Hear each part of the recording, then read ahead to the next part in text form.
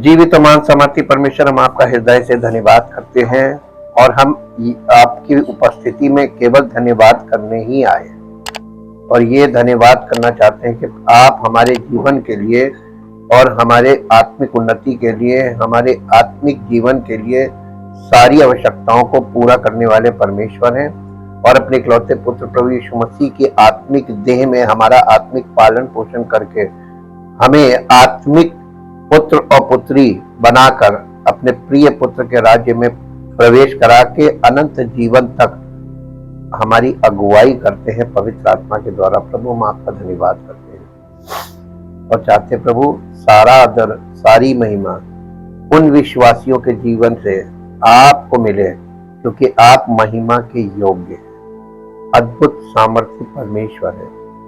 और प्रभु, आपने हमें इस मृत्यु की देह से छुड़ाने के लिए जो इंतजाम किए हैं उनके लिए धन्यवाद करते हैं कि आपने यीशु मसीह की आत्मिक देह के द्वारा सब विश्वास करने वालों के लिए आत्मिक पुनरुत्थान की व्यवस्था को जो बनाया। सारी महिमा आपको मिले। इस प्रार्थना को प्रभु यीशु मसीह के पवित्र नाम से मांगते हैं, आमीन। Praise the Lord. सबको जय मसीह की।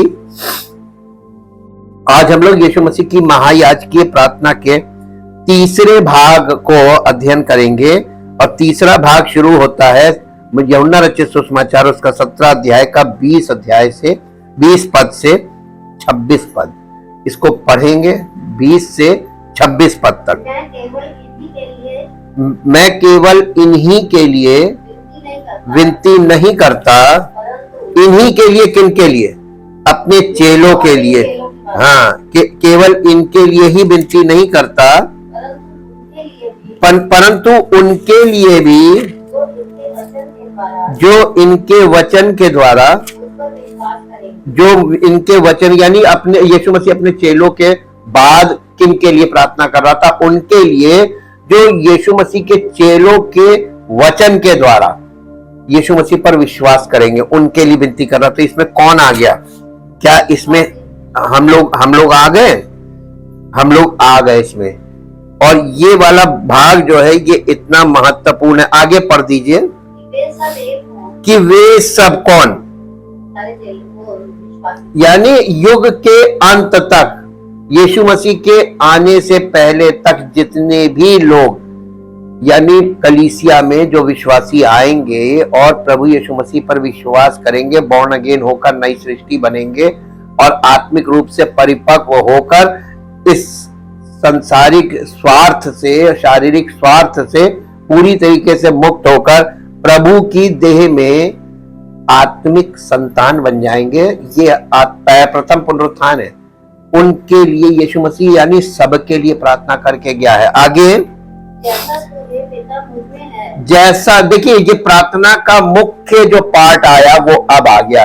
जैसा हे पिता तू मुझ में है और मैं तुझ में, वैसे ही वे भी कौन? चेले और चेलों के सेवकाई में के द्वारा जो यीशु मसीह पर विश्वास करने वाले हैं वो, वैसे ही वे भी आपस में हम में हो। जिससे अब देखिए संसार में आपस में एक होना मसीहत बताया जा रहा है, ये गलत है। कलीसिया में सब आपस में एक दूसरे के साथ मिले जुले, सब आपस में एक हो जाएं, ये गलत है। कभी आपस में एक हो ही नहीं सकते। यीशु मसीह ने जो महायाजकीय प्रार्थना में जो मुख्य बात बोली थी कि जैसे हे पिता मैं तुझ में और तू मुझ में है, वैसे ही वे भी हम में हो। हम में का मतलब पिता, पुत्र, पवित्र आत्मा में ये हो, यूनिफाइड जी। जिससे ये संसार ये विश्वास करे कि तू ही ने मुझे भेजा है, वो महिमा जो तूने मुझे दी है मैंने उन्हें दी है कि वे वैसे ही एक हो जैसे कि हम एक है। यहां पर यीशु मसीह क्या कह रहा? हम एक है का मतलब क्या हुआ? जब यीशु मसीह कह रहा हम एक है, इसका मतलब क्या हुआ? पिता, पुत्र और पवित्र आत्मा यूनिफाइड बॉडी है। इन्हें कोई अलग नहीं कर सकता। वैसे ही वे भी हम में एक हो। जी, मैं उनमें और तू मुझ में, यानी पिता को कह रहा तू मुझ में और मैं उनमें। अगर मसीह हमारे अंदर है तो पिता, पुत्र, पवित्र आत्मा तीनों हैं। जी, कि वे सिद्ध होकर एक हो जाए और संसार जाने कि तू ही ने मुझे भेजा और जैसा तूने मुझसे प्रेम रखा है वैसा ही उनसे भी प्रेम रख। हे पिता, मैं चाहता हूं कि जिन्हें तूने मुझे दिया है, जहां मैं हूं और वहां वे भी मेरे साथ। तो यहां पर भी देखिए बहुत इंपॉर्टेंट है, जब लोग प्रभु की उपस्थिति में ही नहीं टिकेंगे तो जहां यीशु मसीह वहां कैसे रह पाएंगे। थोड़ी देर भारी पड़ती है प्रभु के साथ। जब आप पूरी तरीके से सच्चाई से संगति में आते हैं तो आपको थोड़ा सा समय भी भारी पड़ता है। जी, वे मेरी उस महिमा को देखे जो तूने मुझे दी है, क्योंकि तूने जगत की उत्पत्ति से पहले मुझसे प्रेम रखा।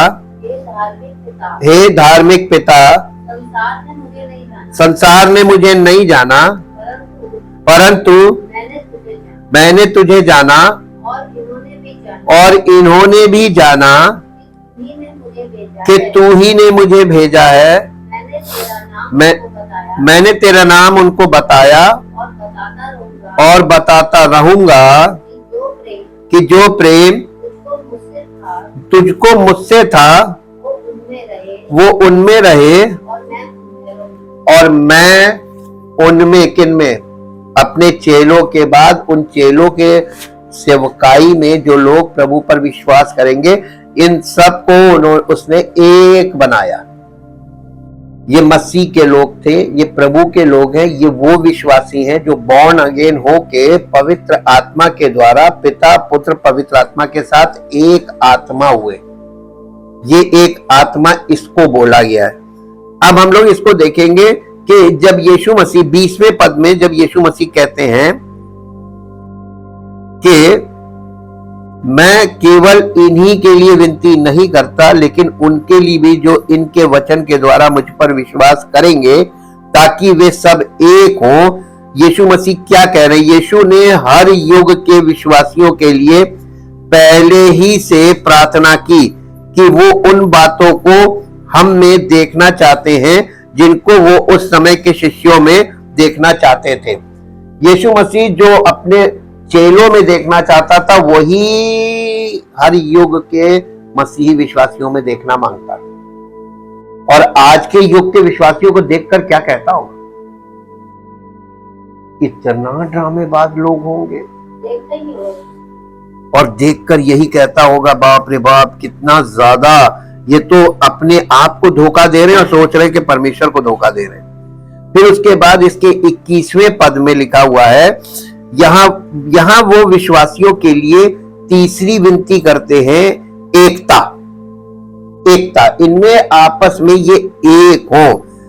और पद 23 में हम कुछ बातों को देखते हैं, जैसे मसीह की प्रार्थना के उत्तर में परमेश्वर एकता देते हैं।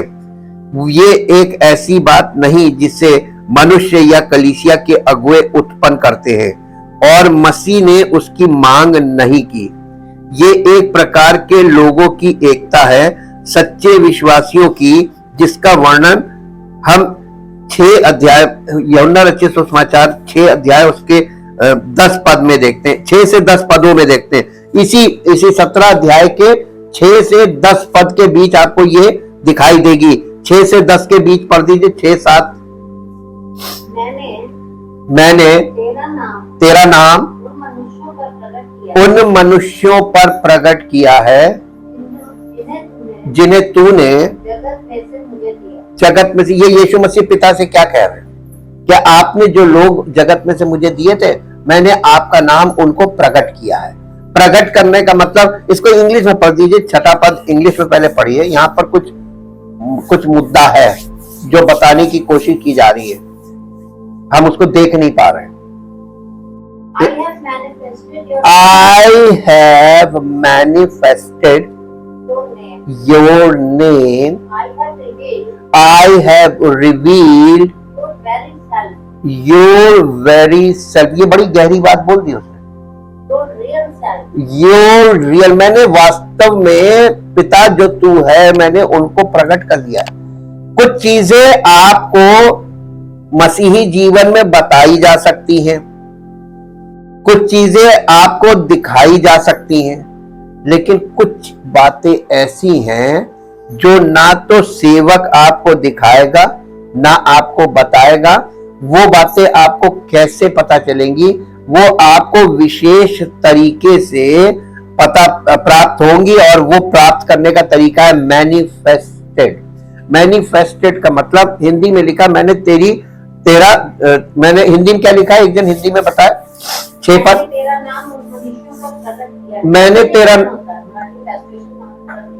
हाँ, प्रकट किया है, मैंने तेरा नाम उन्हें बता नहीं दिया। आज लोग प्रभु यीशु मसीह का नाम जानते हैं, लेकिन उस नाम का प्रगटीकरण किसी के जीवन में है नहीं।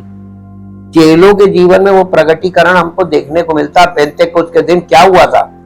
पवित्र आत्मा उनके ऊपर उतर गया था। आज लोगों के ऊपर पवित्र आत्मा क्यों नहीं उतरता है? एक के ऊपर उतरेगा नहीं, वो उतरेगा तो पूरी कलीसिया पे उतरेगा, तो क्यों नहीं उतर रहा है? प्रभु क्यों ठहरे हुए? काम पूरा ही नहीं हुआ कलीसिया में, और ऐसी कोई कलीसिया नहीं जिसका काम पूरा हुआ। काम क्यों नहीं पूरा हुआ? सेवक की तरफ से प्रॉब्लम हर बार नहीं है, ज्यादा प्रॉब्लम लोगों की तरफ से। लोगों का मन एकाग्र नहीं हुआ, लोगों का मन एक चित्त नहीं हुआ, लोग परमेश्वर के वचन से वैसे नहीं कनेक्टेड है जैसे उस युग के हुए थे। आजकल के युग के लोग आंखों की अभिलाषा, शरीर की अभिलाषा और जीविका के घमंड में फंसे हुए, यहां से वो छूटे नहीं है, तो उनका कहां प्रगटीकरण होगा? प्रगटीकरण बहुत बड़ी चीज है। ये एक आत्मिक अनुभव है जो चेलों को मिला था यीशु मसीह के साथ चलने पर। जी,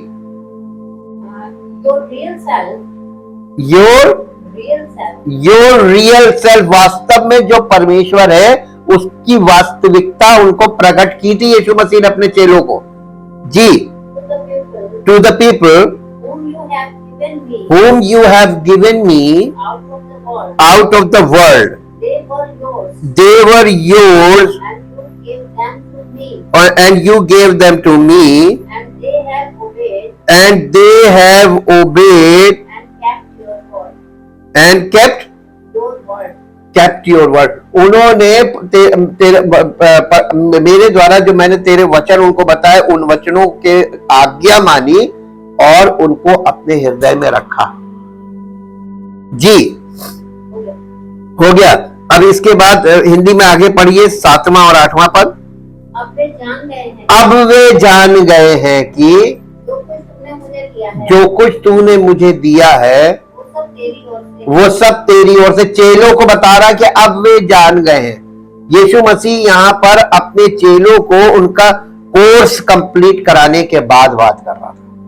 जी, क्योंकि जो वचन तूने मुझे दिए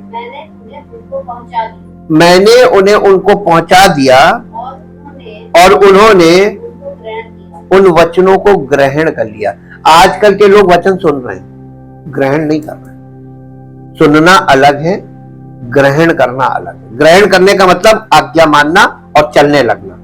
आप सुनने को सारी जिंदगी सुन लीजिए, सारी उम्र बैठ के सुन लीजिए, आपकी फिजिकल डेथ हो जाएगी और अनंत मृत्यु में चले जाएंगे, लेकिन आपको प्रभु नहीं मिलेगा, क्योंकि केवल सुनने वालों के लिए प्रभु है ही नहीं। तो पूरी नई नियम का यही सार है।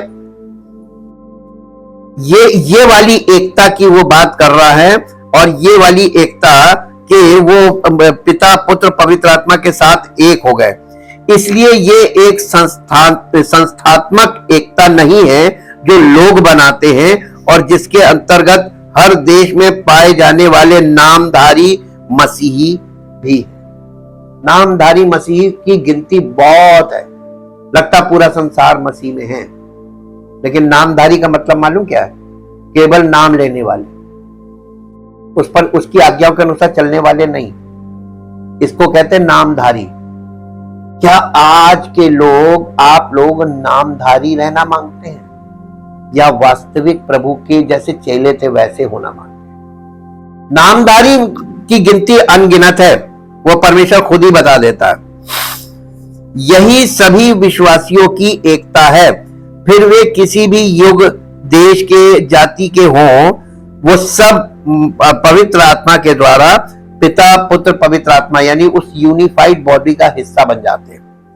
ये एकता कुछ पिता, पुत्र और पवित्र आत्मा की सी एकता है, ये जीवन की एकता है, ये सिद्ध है। सिद्धता इसी को बोला गया है, जब देह, प्राण, आत्मा पिता, पुत्र, पवित्र आत्मा के साथ एक हो जाए। जो कोई प्रभु की संगति में रहता है वो उसके साथ एक आत्मा हो जाता है। जैसे पति पत्नी एक देह होते हैं तो एक परिवार बन जाता है, वैसे पिता, पुत्र, पवित्र आत्मा के साथ देह, प्राण, आत्मा एक हो जाएंगे तो ये प्रभु की महिमा का पाठ हो गया। ऐसे लोगों से उसकी महिमा प्रकट होगी। ये एकता कुछ पिता, पुत्र और पवित्र आत्मा की सी एकता है, ये जीवन की एकता है, ये सिद्ध है। ये एकता पिता और पुत्र में है, ये संस्था की एकता से भिन्न है और कहीं बढ़कर है। जिस प्रकार से परमेश्वर मसीह में और मसीह परमेश्वर में है, इसी तरह से सभी विश्वासी उनमें यानी पिता में और पुत्र में है और पवित्र आत्मा के द्वारा है। वैसे ही मात्र इसी एकता के बारे में यहां मसीह ने प्रार्थना की थी।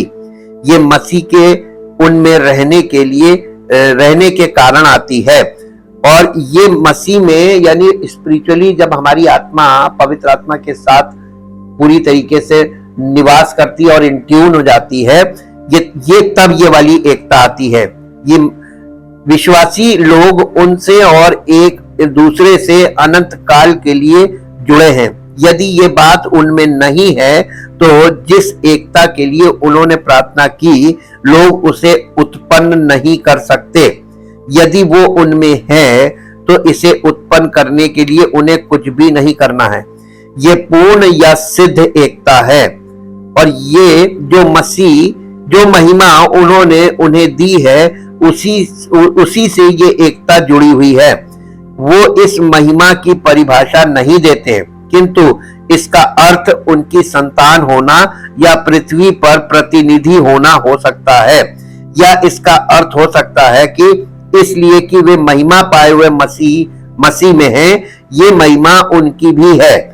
और ये सच है कि मसीह ने विश्वासियों को अपनी शान के लिए चुना है, यानी अपनी महिमा के लिए चुना है। उन्हें मसीह के साथ एक बनाता है। इस प्रार्थना के परमेश्वर के उत्तर के लिए 1 कुरिन्थियों 12 अध्याय उसका 12 और 13 पद पढ़ दीजिए। 1 कुरिन्थियों 12 अध्याय उसका 12 और 13 पद पढ़ दीजिए। यहां इस प्रकार से लिखा हुआ है,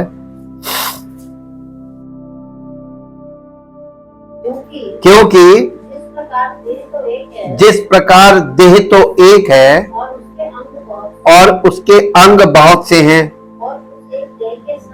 और उस एक देह के सब अंग बहुत होने पर भी सब मिलकर एक ही देह है, उसी प्रकार मसीह भी। अब आपको बताते हैं, पवित्र आत्मा ने आकर सभी विश्वासियों को मसीह की देह में बपतिस्मा दिया और उन्हें उसके साथ और एक दूसरे के साथ एक कर दिया। कलीसिया का मतलब अब समझ में आया। हर विश्वासी जो कलीसिया में आया है वो मसीही नहीं है। पहली बात, जब वो आया है और पिता पुत्र की, ये जो मसीह की देह है, इसमें पिता का प्रेम और प्रभु यीशु मसीह का अनुग्रह, यानी पिता पुत्र दोनों हैं, प्रेम और अनुग्रह के द्वारा। और पवित्र आत्मा इसलिए क्योंकि सत्य का आत्मा है। इसका मतलब जिस कलीसिया में वचन प्रधान है वहां पवित्र आत्मा है, जहां वचन प्रधान नहीं है वहां पवित्र आत्मा नहीं है।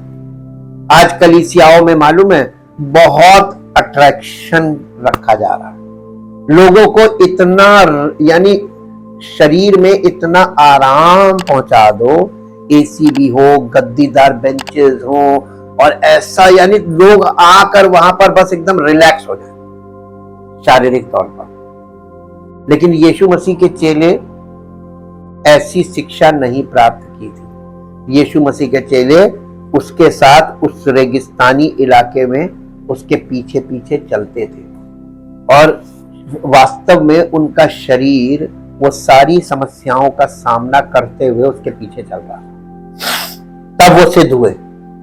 आजकल के लोग कैसे सिद्ध होंगे जब लोग जो है वो अपने शरीर के लिए आराम खोजते कलीसिया में। ऐसी कलीसियाओं में जहां पे बहुत लोगों के शारीरिक आराम का हिसाब किताब किए रखा जाता है, वहां पवित्र आत्मा काम नहीं करता है, क्योंकि पवित्र आत्मा नेचुरली काम करता है, अननेचुरली काम नहीं करता है, नेचुरली काम करता है। और यही बात यहां पर यीशु मसीह अपने पिता से ये कर रहे हैं, और देखिए ये किस प्रकार की एकता वो बता रहे हैं। यानी जब पवित्र आत्मा क्या करता है, वचन के द्वारा सब लोगों को मसीह की देह में पवित्र आत्मा का बपतिस्मा देता है। अब आप देखिए यूहन्ना ने कहा क्या था, यूहन्ना ने कहा था वो अपने उसका सूप उसके हाथ में है, वो अपने खलिहान को अच्छी रीति से साफ करेगा। वहां पे खलिहान का मतलब है physically representation of the body of Christ, यानी मसीह के नाम से लोगों का एकत्रीकरण जहां होगा, वहां पर यीशु मसीह पवित्र आत्मा के द्वारा क्या काम करेगा। वो सूप क्या करता है, गेहूं और भूसी, तो पहला काम तो यही कर रहा वो कलीसिया में, तो हर कलीसिया में उसको करना चाहिए। जिस कलीसिया में लोग इस मानसिकता में आकर बैठ गए कि हम तो धर्मी हैं, हम मसीही हैं, हमें उद्धार मिल चुका है, वहां तो पवित्र आत्मा काम करेगा नहीं, क्योंकि वहां तो सब कुछ हो गया, डिक्लेरेशन चल रहे हैं, मैं मसीह में हूं, मेरे पास पवित्र आत्मा है, मैं ये हूं, मैं वो हूं, ये चल रहा है, बड़ी बड़ी बातें चल रही। वहां क्या पवित्र आत्मा है? वचन के आधार पे आप समझिए और फिर देखिए, है किसी कलीसिया में दिख रहा है? जितना प्रदर्शन किया जा रहा है, क्या पवित्र आत्मा ने प्रदर्शन कभी किया? यीशु मसीह ने कभी प्रदर्शन किया?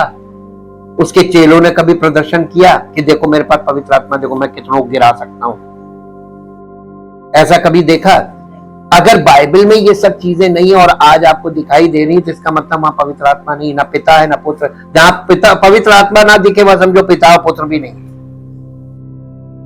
परमेश्वर के कार्यों से तो पहचानो। यीशु मसीह ने उस युग में बोला था कि मुझ पर विश्वास ना करो, परंतु मेरे इन कामों पर तो करो जो पिता मुझ में रहकर कर रहा है। ये भी उसने नहीं कहा था मैंने किया। ये यहां पर समझाया जा रहा। और पवित्र आत्मा सत्य का आत्मा है, और सत्य क्या है? परमेश्वर का वचन। तो उसका सूप उसके हाथ में, वो अपना खलिहान अच्छी रीति से साफ करेगा। पहला पार्ट कि किसको कलीसिया में टिकना है, किसको नहीं टिकना है, ये छांट देगा।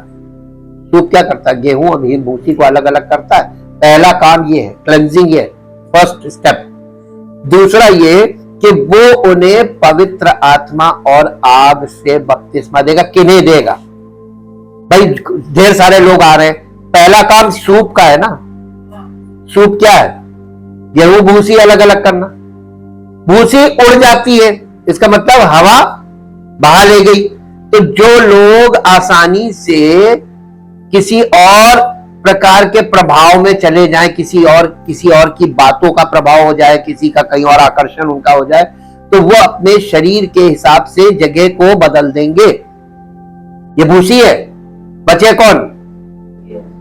तो ये अभी जब काम कर चल रहा है, ये सूप वाला काम चल रहा है। ये कब तक चलेगा? यीशु मसीह के आने तक। उसके आने तक कलीसियाओं में सूप वाला सेवा चल रही है। और जो गेहूं का दाना वो भारी होता है, वो हवा से उड़ता नहीं है। तो वास्तव में जो सच्चे मसीही विश्वासी होंगे वो अपनी जगह बने रहेंगे। कब तक? यीशु मसीह के आने तक। और यीशु मसीह आपके जीवन में आग और पवित्र आत्मा दोनों का बपतिस्मा दे देगा। आग का मतलब होता है प्रेजेंस ऑफ गॉड, और पवित्र आत्मा प्रभु की महिमा का आत्मा उस पर आ जाएगा। और जैसे चेलों पर हुआ था, चेले एकदम पूरी तरीके से तैयार थे, यीशु मसीह ने उनको तैयार किया था, शिक्षित किया था, तो पवित्र आत्मा जब उनके जीवन में आया तो चेले कुछ नहीं कर रहे थे, बल्कि पवित्र आत्मा काम करने लगा था। उनके शरीर को लोग छूते थे, चंगे हो जाते थे। रुमाल अंगोछे छुआकर बीमारों पर डालते थे तो वो चंगे हो जाते थे। तो वहां प्रार्थना ही नहीं चल रही थी, वहां पवित्र आत्मा के काम चल रहे थे। ये जो पुस्तक है प्रेरितों के काम, इसका एक्चुअल जो नाम रखा गया था वो था पवित्र आत्मा के काम। लेकिन पवित्र आत्मा की ओर से जिसने इसको लिखा था, ये लूका ने लिखी थी। लूका वैद्य था और लूका पौलुस का चेला था। लूका ने ही इसको लिखा था, और बाद में पवित्र आत्मा की ओर से उनको ये निर्देश मिला कि नहीं, पवित्र आत्मा के कार्य मत लिखो, इस पे लिखो प्रेरितों के काम। प्रेरित, और इसी आधार पर यीशु मसीह ने बोला था कि अंत के दिनों में सब प्रेरित बनने की कोशिश करेंगे। नकल तो की जा सकती है परंतु बराबरी कभी नहीं। क्या सब प्रेरित के जैसे हैं? एक भी नहीं है, एक भी नहीं है। होता तो प्रेरितों की तरह तहलका मच गया होता। एक भी नहीं है। सब प्रेरितों के समान कॉपी करने की कोशिश कर रहे हैं। और यहां पर और पवित्र आत्मा का बपतिस्मा है क्या? मसीह की देह में पिता, पुत्र और पवित्र आत्मा तीनों, यानी पिता का प्रेम, प्रभु यीशु मसीह का अनुग्रह और पवित्र आत्मा की उपस्थिति और सहभागिता में पूरी तरीके से स्टैब्लिश हो जाना, यही है पवित्र आत्मा का बपतिस्मा। उसकी परमेश्वर की महिमा आपके जीवन से प्रकट होने लगना, यह है पवित्र आत्मा का बपतिस्मा। और इसी बपतिस्मे की बात, यही हमको मसीह के साथ एक करता है। और ये शारीरिक बपतिस्मा नहीं है, ये आत्मा का बपतिस्मा है। पवित्र आत्मा का, हमारी आत्मा का पवित्र आत्मा के साथ एक हो जाना, ये है। और इसीलिए बपतिस्मे की जो परिभाषा लिखी हुई है पहला पत्रस में 3 अध्याय में, वहां पर यही लिखा है कि इससे शरीर के मैल को दूर करने का अर्थ नहीं, परंतु शुद्ध विवेक से परमेश्वर के वश में हो जाना। निकाल के पढ़ दीजिए पहला पत्रस 3 अध्याय उसका 21 पद, बल्कि 20 पद पढ़ दीजिए। जिन्होंने उस बीते समय में आज्ञा ना मानी, जब परमेश्वर नूह के दिनों में धीरज धर कर ठहरा रहा, और वो जहाज बन रहा था, जैसे आज के युग में कलीसिया को वो बना रहा है, अभी तो काम जारी है। जब वो नूह का जहाज बन रहा था, परमेश्वर धीरज धर के ठहरा रहा, लोग उसके पास आते थे और सुनते थे और भाग जाते थे। लेकिन कुछ लोग, जैसे 10 लोग आए, उसमें एक आध रुक जाता था, बाकी सब भाग जाते थे। एक रुक जाता था, बाकी सब भाग जाते थे। एक रुक जाता था, बाकी सब भाग जाते थे। ऐसा तब तक चलता रहा जब तक जहाज बन के कंप्लीट नहीं हुआ। ये नूह की सेवकाई थी। लेकिन नूह की सेवकाई में हमको साफ साफ दिखाई देता है कि नूह के परिवार को छोड़ के, नूह की पत्नी, उसके 3 बेटे और 3 बहुएं, इनको छोड़कर मनुष्यों में तो कोई भी नहीं वहां पर। कहां गए थे तुम? सब संसार में मगन थे। जब सब संसार में मगन थे और किसी ने नूह की बात पर विश्वास नहीं किया, वो जहाज बन रहा था, उस कार्य पर विश्वास नहीं किया, तो सब संसार में चले गए। बचे कौन? वो सारे जानवर जो प्रभु की ओर से भेजे गए थे, सब आ गए। जानवरों को कोई घसीट के नहीं लाया था, वो अपने आप आ गए। जानवरों को पता है, वो प्रभु की इच्छा को पूरा करते हैं, लेकिन इंसान कभी नहीं करता। और वहां पर आप देखिए कितने बचे। नूह के समय में जहाज बन रहा था, कितने बचे? नहीं, वो तो नूह का परिवार था, उसके अलावा सब खत्म हो गए। उसी का वर्णन यहां पर आ रहा है। उसी का वर्णन आज जैसा नूह के दिनों में हुआ था, वैसे ही मनुष्य के पुत्र के दिनों में होगा। तो आज मसीह के दिनों में क्या होगा? कलीसिया बन रही है। कौन टिकेगा? जो टिक गया समझो वो उस परिवार का है, परमेश्वर के परिवार का है, वही टिकेगा। बाकी तो टिकने के शारीरिक और सांसारिक लोग टिक ही नहीं सकते। जी आगे। उसी पानी का दृष्टांत भी अर्थात बपतिस्मा यीशु मसीह के जी उठने के द्वारा अब तुम्हें बचाता है। इससे शरीर के मैल को दूर करने का अर्थ नहीं, परंतु शुद्ध विवेक से परमेश्वर के वश में हो जाने का अर्थ है। ये पवित्र आत्मा का बपतिस्मे का अर्थ यही है, शुद्ध विवेक से परमेश्वर। आपके शरीर पे एक बूंद ना पड़ी हो,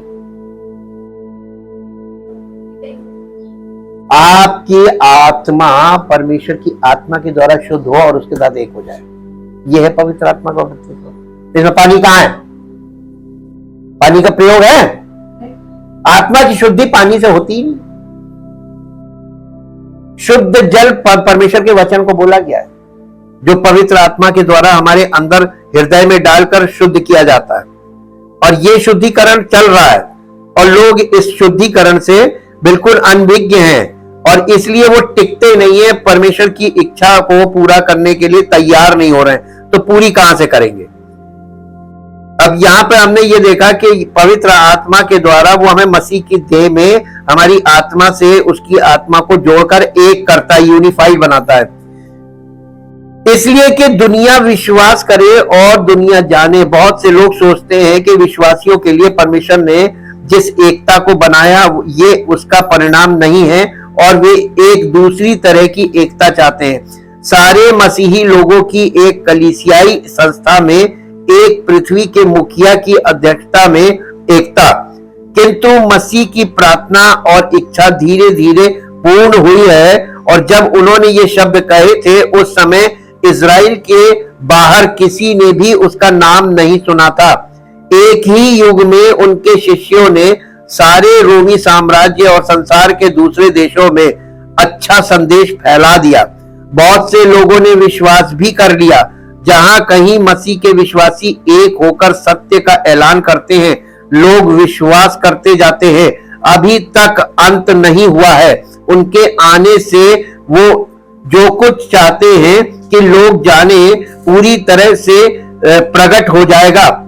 ये निश्चित है कि यदि मसीह की आत्मिक देह में सभी विश्वासियों की एकता ने वो परिणाम उत्पन्न नहीं किया जो वो चाहते थे, तो विश्वासियों और अविश्वासियों की एक सुपर कलीसिया की संस्था ये परिणाम उत्पन्न नहीं कर सकती है। ये पक्की बात बता रहे हैं। विश्वासियों को इस एकता को जिसे वे रखते हैं समझ लेना चाहिए और उसे प्रकट करना चाहिए। ये सच्चाई मात्र दिखती है, किंतु इफिसियों की पत्री उसका 4 अध्याय उसका 1 से 6 पद पढ़ दीजिए जरा। 1 से 6 पद 4 अध्याय। जी। इसलिए मैं जो प्रभु में बंदी हूं तुमसे विनती करता हूं कि जिस बुलाहट से तुम बुलाए गए थे, जिस बुलाहट से, यानी प्रभु ने हमें जिस बुलाहट से जिस काम के लिए बुलाया, उसकी इच्छा पूरी करने के लिए बुलाया, उसकी इच्छा धारण करने के लिए बुलाया, आज्ञाकारी रहने के लिए बुलाया है। हमें उसकी इच्छा पूरी करनी चाहिए कि नहीं?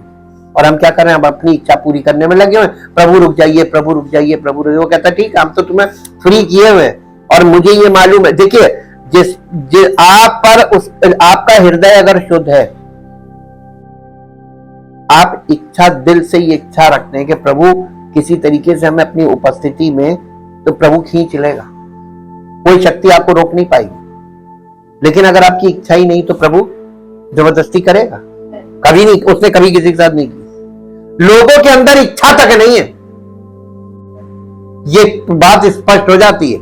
अगर इच्छा होती, where there is will there is way, अगर आपके अंदर वास्तव में चाहत है, वो खींच लेगा, वो रास्ता बना देगा। चाहती नहीं है तो फिर वो कहता ठीक है, तुम अपने मन की कर लो, क्योंकि दुनिया में सब अपने मन की कर रहे हैं। परमेश्वर विश्वासियों से उतना ही प्रेम करते हैं जितना वो मसीह से करते हैं। और ये बात स्पष्ट है क्योंकि मसीह को उसने किसके लिए भेजा? हमारे लिए भेजा। हाँ, ताकि हम जो है मसीह के द्वारा पिता के साथ एक हो जाएं। और इसलिए वो ये वाली विनती कर रहा, विश्वासियों के लिए की गई ये चौथी विनती है। वो परमेश्वर से कहते हैं कि सभी विश्वासी उनकी मौजूदगी में उनकी महिमा का दर्शन कर सके, जैसे कि मसीह की सभी प्रार्थनाओं का उत्तर मिला, उस प्रार्थना का भी निश्चित रीति उत्तर मिलेगा। मसीह की प्रार्थनाएं मात्र आशा नहीं थी जो पूरी या अधूरी रह सकती थी। हमारे उद्धार का अंतिम पड़ाव महिमा है, इसलिए कि उन्होंने उस महिमा के लिए प्रार्थना की थी और वे उस मसीह में एक हो जाते हैं जिन्होंने महिमा पाई है। जब आप मसीह में एक हो गए, पिता पुत्र पवित्र आत्मा के साथ एक हो गए, तो पिता महिमामय है, पुत्र महिमामय। तो पवित्र आत्मा के द्वारा हमारे जीवन से महिमा क्यों नहीं प्रकट हो रही? और जब तक महिमा और पिता की महिमा इसी से प्रकट होती है कि वे बहुत सा फल लाए, पवित्र आत्मा के फल, बहुत सा फल लाए। पवित्र आत्मा के फल आपके जीवन में कितने होंगे? पवित्र आत्मा के फलों के द्वारा पिता की महिमा हमारे जीवन से होगी, और ये स्पष्ट है बाइबल में। और सभी विश्वासी उसकी मौजूदगी में उनकी महिमा का दर्शन कर सके, जैसा कि मसीह की सभी प्रार्थनाओं का उत्तर मिला। और यहाँ पे हमारा अंतिम पड़ाव क्या है? और वो है परमेश्वर की महिमा का पार्ट होना। प्रत्येक मनुष्य पापी और परमेश्वर की महिमा से रहित है, इसलिए प्रभु यीशु मसीह के द्वारा वापस हमको उसी महिमा में पहुंचाया जा रहा है, इसलिए कि उन्होंने उस महिमा के लिए प्रार्थना की थी और वे उस महिमा में एक हो जाते हैं जिन्होंने महिमा पाई है। परमेश्वर उसे पूरा हुआ देखते हैं और परमेश्वर पिता ने पुत्र मसीह से सृष्टि बनाने से पहले से प्रेम किया। एक बार फिर हम पिता पुत्र के बीच प्रेम और भेद को देख सकते हैं। यानी जब आप वहां तक पहुंच जाएंगे महिमा में, तब आपको पता चलेगा कि पिता पुत्र से कितना प्यार करता है और पुत्र के द्वारा वो क्या क्या कर रहा है। आज हमारे जीवन में परमेश्वर यही सब पूरा करना चाहता है। कलीसिया की स्थापना क्यों की है? इसीलिए की है कि वो हर एक व्यक्ति को, भीड़ को नहीं, वो छांट छांट के अपने लिए। यीशु मसीह ने जब चेलों को बुलाया था तो कैसे बुलाया था? भीड़ में जाके उसने बोला जो कोई चाहे मेरे पीछे आ जाए। हाँ, नाम लेकर बुलाया था। तो कलीसिया में जब लोग निकल कर आएंगे संसार से, तो हर एक को नाम ले लेकर, पहली चीज कॉलिंग है। अगर आप बुलाए हुए हैं, कलीसिया का जो ग्रीक वर्ड है ये एक्लीसिया, और एक्लीसिया का मतलब कलीसिया का मतलब मसीह की देह। लेकिन एक्लीसिया का अर्थ मालूम आपको? कॉल्ड आउट पीपल, बुलाए हुए और छुड़ाए हुए लोग, जिन्हें उसने बुलाया है कलीसिया में। तो कलीसिया में तो आज सब लोग आ रहे हैं, जो बुलाए हुए, जो नहीं बुलाए हुए, सब आ रहे हैं। और उसमें से जो बुलाए हुए लोग हैं, उनको बुलाए हुए लोगों को, बुलाए हुए और छुड़ाए हुए, तो बुलाए हुए में से छुड़ाए हुए लोगों को छुड़ा लेना, ये। अब आप देखेंगे यीशु मसीह के पीछे दो लोग आए। एक कहने लगा, हे प्रभु आज्ञा दे, मैं जहां कहीं तू जाए मैं तेरे पीछे हो। लोगों से कहना मेरे पास रहने की जगह नहीं है, उसको भेज दिया। और दूसरा बिजी था, उसको कहने लगा मेरे पीछे हो ले। वो कहने लगा मुझे आज्ञा दे, मैं जाकर ना मेरे पीछे हो ले। बुलाहट इसको बोलते हैं। अगर उसने आपको चुन लिया है, भाग नहीं सकते, और अगर आपको चुना नहीं है तो टिक नहीं सकते। अब क्लियर हो गया? ये कलीसिया में लगातार चलेगा। ये उसकी बुलाहट है, उसका काम है, ये मनुष्य का काम नहीं है। और पिता पुत्र और पवित्र आत्मा के साथ एक होना, ये किसी मनुष्य का काम नहीं, किसी संस्था का काम नहीं, ये भी पवित्र आत्मा का काम है। ये पिता पुत्र और पवित्र आत्मा तीनों मिलकर काम करते हैं।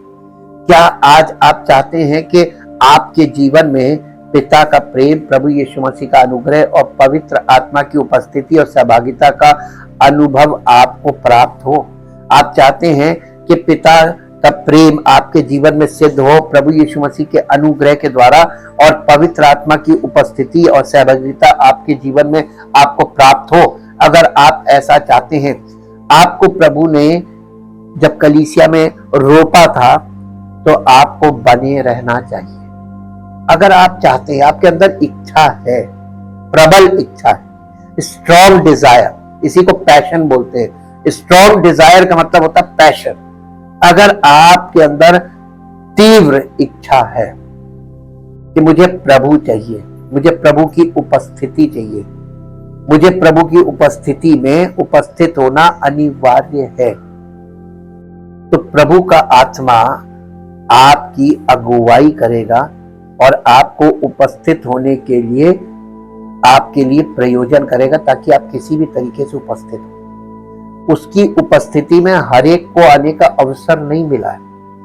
दो प्रकार के लोग उसकी उपस्थिति में आ सकते हैं, एक जिन्हें उसने चुन लिया है, दूसरे वो जो किसी व्यक्ति के द्वारा सुनकर किसी की सहायता से कलीसिया में आते हैं और जो ये नहीं समझते हैं कि प्रभु की उपस्थिति कितनी कीमती है, वो भी आते हैं। उनके लिए ये स्थान कोई वैल्यू नहीं रखता है, लेकिन जिन्हें प्रभु ने चुन लिया उनके लिए ये स्थान बहुत कीमती हो जाता है।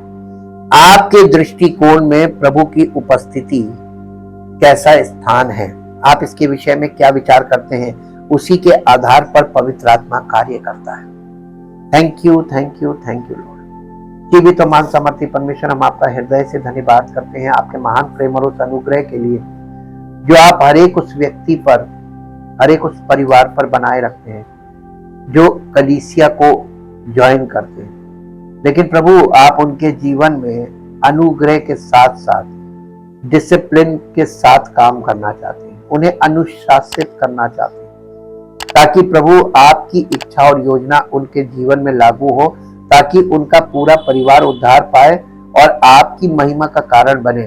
तो प्रभु, आप कार्य कर रहे हैं और आप ऑलरेडी कार्य कर रहे हैं, और हम चाहते हैं प्रभु आपका कार्य और बढ़े, आपकी सामर्थ और बढ़े और आपकी महिमा प्रकट हो, ताकि आपका नाम महिमा पाए।